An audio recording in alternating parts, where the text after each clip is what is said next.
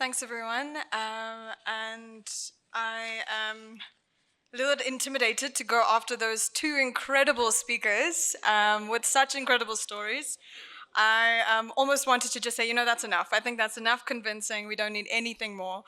But we all know how important research is in convincing many to part with funds and direct them to the most critical areas of investment. And so my job today is to take what we have heard, the realization that there are incredibly critical stakeholders in the room, guided by our leaders, our ECD principles, to understand how it is that we can work together to prioritize research and investment into those critical areas. So I was tasked with developing a research study looking at centers that the Early Care Foundation had been working with. So after many conversations with Ipeleng and the team, it became clear that despite the challenging contexts that our ECD principles face in informal settlements and townships across the country, there seemed to be this incredible fire and passion and determination to continue supporting children and continue to do the good work that education needs to do. And in the literature, this is known as positive deviance. It's a concept becoming more familiar now, and it's an incredible way of understanding how can we focus on the success stories, understanding how it is that they can contribute to further investments in more success stories, and rather develop this cycle and wave of positivity as opposed to negativity. So I had the privilege of visiting 8 early care ECEC centers. It's always difficult with the terminology, ECD, ECC. And all of them were based in informal settlements and townships within Gauteng and the Western Cape. Due to limited funds and time, we were only able to focus on these 2 provinces. But it was incredible to be able to see the kind of diverse insights that came from these centers. All were female, multi-generational, so different ages, multilingual, as our principals had already mentioned, either registered or unregistered centers, which is an interesting point, as well as either registered or in progress nonprofit organizations. So before we jump into the results of the study and a little bit more about these, what they call positive deviance, it's important to understand the framing that we're coming from. So we've often looked at solving problems through this linear model. So we understand education as the school, which supports the teacher, which supports the child. And more recently, in the last few decades, we've had researchers start to look at something called an ecological model or social ecological model. Maybe you've seen a diagram like this or starting to see more diagrams like this. But we start to recognize that education is a nested organizational structure or in an education system, meaning the individual, whether that be child, teacher, or principal, sits within a system of interpersonal relationships, of organizational relationships, institutional relationships, societal relationships. And ultimately that is so critical in understanding how it is we intervene in the system. So for many years, and for many decades, I'm sure, many of us have struggled to understand why is it then when we invest time and money into important contributions such as qualifications and training and infrastructure, that we're not quite seeing the changes we need to see. And what's amazing is that this model offers us that answer. It's more complex than we think, and we need to be looking at additional measures of quality than just our qualifications and even our registration of centers. So what do I mean by that? In the literature, there's a lot of focus around measures of quality linked to structural and process quality. So to explain this in a simple way, if you imagine structural quality, these are the elements that define the creation of this learning environment. So they're the standards of qualifications of training, the child to teacher ratios that we have in the classroom. So more on a national level of regulation, we're looking at ways in which standardization is possible across the nation. These factors are important, but we focused a little bit too much on these low-hanging fruit, when really we need to be focusing on what they call process quality variables. And these are the interactions, the experiences that children have within the center. It's even the interactions between teachers, between a teacher and a principal, parents and a child. And it's all that messy but wonderful processes that contribute to child development. So it's important that we see these two types of quality. And the reason why I mention this is because of its connection to leadership. So we've heard from so many speakers today that leadership is critical. We know this in our organizations, our companies. We send our CEOs to trainings. We understand the importance of their ability to lead. But we seem to neglect this concept in early childhood education centers. And the question we have to ask is why? As you've heard today, they are doing incredible work running what are ultimately businesses. Businesses in low-resourced, low-income communities, managing to leverage these minimal resources and come out with an outcome that is of reasonable quality, even high quality. And researchers like Douglas, in 2019, her paper in 2019, you'll see talk about how leadership connects to this idea of process quality. So if you could bear with me a moment, we'll walk through this diagram. Ultimately, we have this important critical aspect of leadership development. And what has been said by many researchers is that leadership is one attribute that has showed to play a central role in supporting and sustaining quality in these centers, but it's often ignored in measurements of quality. And so when she reviewed the literature, it was suggested that effective leadership is when you're able to establish a set of organizational conditions that have a positive impact on child development. So what we see here is leadership development ultimately leads to the effectiveness of leaders, which increases their knowledge and skills, which ultimately contributes to 4 important factors, which is staff leadership, a positive workplace climate, organizational culture and learning and improvement, alignment and coherence of the center's educational program, and ultimately that connects to curriculum, teaching, and assessment. So these are all really valuable contributors of what are ultimately then the levels of process quality, which are the child and staff interactions and what takes place in the center. So the bottom line is that leadership is often not considered a very critical element in the center and contribution to child development. But we see quite clearly that leaders are responsible for creating that climate. And if you've been in an organization or company, you know the effect that your leader has on making the space welcoming and warm and developmental versus quite difficult to be in. And that's what we're seeing here, is that these leaders have an incredible contribution to child development through this way. So this study started with this research question: what factors and motivations have contributed to the success of existing centers in low-resourced and low-income context? So this is really the sustainability of these centers, the continuation of them, as we weren't able to dive into child development outcomes specifically.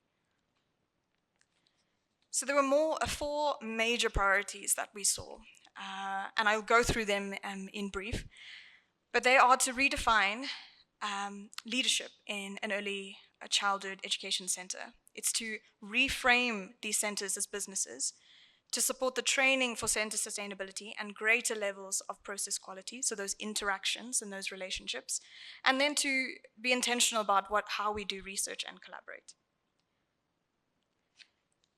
So really important factor, and was so interesting when visiting these centers, was the different styles of leadership that took place. If you already saw our 2 ECD principles, totally different ways of presenting, but equally powerful and equally amazing at what they're doing. If you can imagine that as 8 ECE principles and then span that across the country, you can imagine that there are multiple forms of leadership taking place in our centers, and there's no one-size-fits-all model, as the saying goes. So importantly, this is such a great quote from Kagan and Hallmark, is the intimacy, flexibility, diversity, and individualization of early childhood programs create a decidedly different leadership context than the formal, uniform, rigid, and bureaucratic kind of spaces that we've seen. And this speaks to this complex model of leadership that's made even more complex by the limitations of low-resourced communities. So we've seen these ECD principles become active agents. And what I was able to see in each and every center was that these individuals were able to leverage resources, information, opportunities from their ECD ecosystem and their community, but also become self-sustaining business owners that serve the needs of their children in their communities despite the challenging context. This led to the conclusion that there's a definite need to redefine leadership in the sector at the level of the ECC. So we started to see leadership styles that are quite relational, they're collaborative, and solutions are relevant for the local context. Leadership models of these principles also showcased behaviors of positive deviance because they were more people-oriented, informal, and demanded constant adaptation. So speaking to this multifaceted nature of leadership that is referenced in the literature, we see that these ECD centers, as Busi had mentioned, take on multiple roles. So they function as advocates, visionaries, guides to staff and other principals, fundraisers, strategists, and/or entrepreneurs, while also managing the administration and management of their centers. So we're not saying that it's a kumbaya space and that centers are always collaborative and free from competition, but the idea is that principals work from a place of collaboration. So they prioritize the collective to form a functional unit. So here these leadership styles veer away from our traditional leadership theories, if you're familiar with them, and they move towards what researchers refer to as passion-driven leadership or community servant leadership. So it's important to note that coming back to the point of how our ECD principles have these different leadership models, professional identity becomes a crucial part of this space and has a huge influence on self-efficacy and motivation. And the need for these principles to develop a deep sense of trust in their own abilities and sense of purpose. So if you see what I'm trying to get at is that leadership is not something necessarily that is taught, it's something that is nurtured and cultivated. And you'll see that these centers have these elements. And what they're seeking, therefore, is not necessarily a completely new way of working, but rather a way to support their current way of working in the context that they function. So that was our first point. Our second point is the need to reframe these ECECs as businesses. So the literature is very clear that these centers are functioning as businesses, and if you listen to our ECD principles, it is clear that they are running multiple responsibilities that an organization requires. So we need more of this connection to leadership, management, and administration to support the successful functioning of these centers. We've seen these centers manage to survive pandemics, attempted assassinations, ultimately lack of funds because of unable to keep to the demands of registration. And yet they are able to succeed in their development. And what we found is it is through the sense of partnership with organizations in supporting with training in leadership, administration, and management that these trajectories become possible. So we do need to recognize the role of these principles as businesses, as they actually contribute to the upskilling of the ECE workforce. If you listen to the amount of stories that come out of these centers of the practitioners that have been trained and have left the centers, moved into schools, continued to support communities, remain connected to their centers, but ultimately have this pipeline of skilled, talented, committed individuals, we start to realize that ECD centers are hubs, but they're also capacity building centers for their community and others. So our third point is the need for training. So this leads to, what do we do? So when we acknowledge this understanding of leadership and seeing these centers as businesses, it then points us to our focus areas of training. If we have money to spend and we want to spend it on training, let us focus it on intentional elements to cultivate leadership, but also support really important competencies in administration, leadership, and management. So administration speaks to the day-to-day activities, the technical tasks and efficiencies that need to be taken care of. When we talk about management, we refer to the operational activities. And leadership is really about vision and empowerment and that sense of relationship in these centers. There are ultimately additional aspects such as the practice of reflection and problem solving for context, which we already see within these centers naturally form due to the demand of their context. And so we start to see the balance of what can be taught and what needs to be enhanced. And when we find that balance, we see what happens in Busi and Lurato Center and what can be possible. So lastly, this leads to the more research-oriented and collaborative work that we need to get done.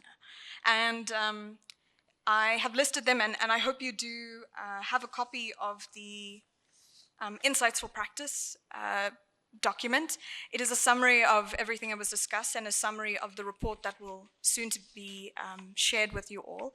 But ultimately, this is a call to our researchers and our research institutions and investors to start to focus on these collaborative models, focusing more on exposing our ECD principles to spaces where they can network, where they can leverage resources, where they can start to pitch who they are and what their purpose and vision is to funders and partners, as we do in our own organizations and spaces, to treat these individuals as the leverage points that they are for change, and to realize that they can hold up a mic and speak for themselves once they are supported with the lens and additional support of skills to direct that attention and that energy wisely.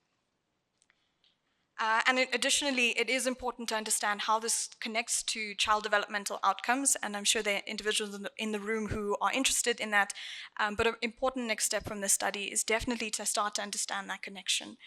But the research has already shown that there is justice to focus on leadership as an element of focus.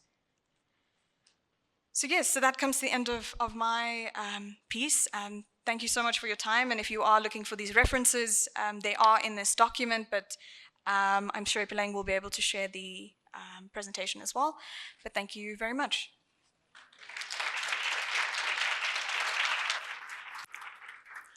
Thank you, Jasmine, for all those insights, which I think have been very helpful in contextualizing, once again, what needs to happen, right, and where the gaps are at the moment. We're going to pause for a moment. We're continuing with the second part of our program here, still looking at insights and practices in ECDP, or in ECD, where do I get the P? In ECD leadership, convened here once again by the Early Care Foundation. And we've heard throughout the morning from the likes of the DBSA, we've also heard from the principals of ECD centers about the challenges that they face. And then there was also a focus on the research. What does the research say as far as the state of the sector? And it paints a mixed bag, I think, as far as the picture is concerned of what's going on in terms of what's available and what is still lacking. And we're going to continue then to gain insights from the best minds in the room. And what's exciting about this part of the program is we'll also be able later to open it up for questions from you. And can I ask that when that time rolls around, that you not be shy and practice your right, and you shall be protected by the chairperson or the Speaker of the House, as I've now assumed the title.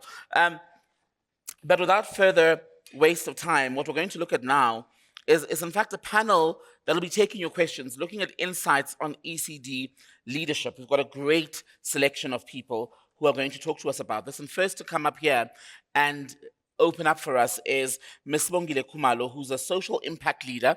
She's also a systems thinker with nearly 20 years experience in education development. She recently has been appointed Deputy Director at Data Drive 2030.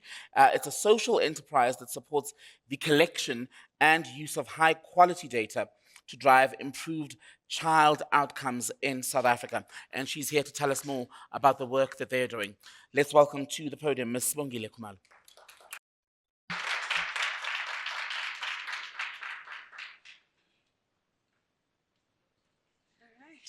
Thank you, Thembekile, and thank you so much, everybody. So I'm going to say I just joined Data Drive on Monday. So this is third day on the job. But really good to be here. I'm going to move through my slides pretty quickly, but just to say that at Data Drive, we focus on using data tools and data insights to drive improved child outcomes, especially in the first 6 years of life.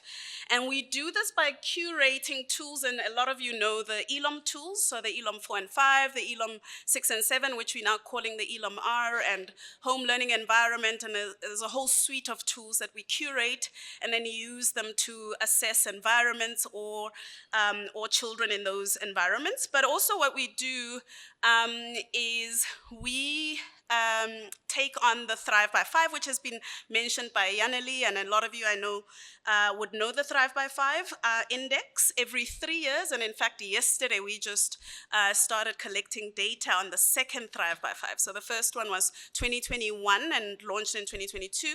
So we've now started collecting data but for Thrive, which will be then launched next year. And so that's kind of a population level data that gives us some insights into how children who are 4 and 5 years old, so using the ELOM 4 and 5, are tracking for their age in critical domains. Okay, so in our work, we constantly thinking about how do we support early learning programs and ECD NGOs to use and adopt these data insights to effectively make change in their kind of area of influence, right, or sphere of influence. And the idea of making micro change at scale, so how do we kind of change things at the level of the early learning program, is really quite central to our DNA at Data Drive. And we know that there's a strong relationship between poverty and poor child outcomes in young children, and we've used early learning program fee levels as a proxy for the positive deviance study that we did, and Yasmin made some reference to it, but I will focus on some of the aspects of the qualitative study that we did and the behavioral change that we're suggesting be embedded into organizations. And we also know that only about just over 3 out of 10 children in the low fee early learning programs are on track for their age, compared to 8 out of 10 children in the higher fee ELPs, right? But that means there are 30-odd% of children that are doing well that are in the same circumstances or socioeconomic circumstances, that is, with children that are not doing so well. So I think there's an opportunity here to learn from early learning programs that are doing really well. What is it? What are the aspects of those early learning programs and the environment that they create that then helps children be able to thrive in those same circumstances? Okay, so the project was split into 3 phases, and I'm going to focus on phase 2 and 3, as I said. So the quantitative phase of the study, in that phase 1, we used data from over 12,000 preschool children assessed using the ELOM 4 and 5 to identify positive deviants. And really, the easiest way to explain that is these are, when we think about deviance in society, it can very often mean a negative thing. So positive deviance is those children that are positively deviating to what's doing well rather than the rest. And that's the simple way I can explain it to you. And we focused on early learning programs that are charging under $750 per month, and that might seem like a lot, but this was a range from 0 fees up to $750. And some of you who have friends or even children that go to private school, or friends that send their children to private school. I mean, I don't have children of my own, but I know friends of mine that are paying 5,000 rands fees per month. So 750 is really low cost. So as I said, phase 2 was the qualitative phase of the study, and this is what I'm going to focus on. And so we undertook a qualitative study in positive deviant sites. So essentially what we did is identified a sample of facilities of early learning programs who are doing really well, where kids are tracking really well. And those positive deviance sites, and sometimes I refer to them as sample facilities, we use to build a deeper understanding of the underlying practices within those environments, within those programs that make these kids thrive. And then in the third phase, we brought together a range of individuals to help translate these insights into practical behavioral change strategies that can be replicated so that other children can also benefit from them, who are in early learning programs that can adopt them. Okay. As I said, I'm going to move pretty fast through these. Okay. So overall, we identified 3 key factors that most impacted the learning environment. And the first one is community embeddedness. And you heard from people like Lorato and Busi about just how deeply embedded they are in their communities. So the community embeddedness of early learning programs was a strong factor in positive deviance. And I think it was Lorato that was mentioning that some of their kids are in grade 8 and they're flying. And this is probably because of how well she's done in connecting with players in the community. And this includes the length of time that early learning program has been in existence, and she spoke about specifically 10 years, so many of the sample facilities that we worked with had been in existence for at least a decade. But it also includes the standing of the principal in the community, their involvement in other community structures. I mean, she was telling me a story of the campaign that she ran with the males and their placards. I think she told it up here as well. So that kind of involvement of the principal, their relationship with not only caregivers, but also local businesses, local structures, government stakeholders, and even funders is really essential to positive deviance. So for the most part, they positioned their ECD centers as community assets, in a sense, that create jobs and support caregivers in the community. And so their awareness of children's home circumstances also became a really strong factor for positive deviance. Because, you know, it's almost as if these principals are seen as sharing guardianship of the parents. So they're like a second, third caregiver. So there are 4 specific behavioral traits or factors that contributed to this community embeddedness. Firstly, involving caregivers in learning and engagement, catering for children's needs outside of the ECD center, providing a service and fulfilling a need really for a community, and developing and maintaining supportive community networks. Those are the 4 behavioral factors that made this community embeddedness so critical. The second is strong leadership, which was really common across the sampled facilities, and its importance cannot be understated. And this is exactly why we're here, about how to build good leadership within these ECD centers. And in particular, it was leaders whose approach was more collaborative, that nurtured confidence in their staff, participation, and well-being in their centers for both children and practitioners alike. And specifically, the sample facilities are also characterized by a culture of continuous learning, where practitioners are more likely to reflect on their practices and work collectively towards solving problems. Even believing that they can solve problems themselves was actually a critical factor. And for this kind of learning and reflection to happen, there must also be a culture of good record keeping.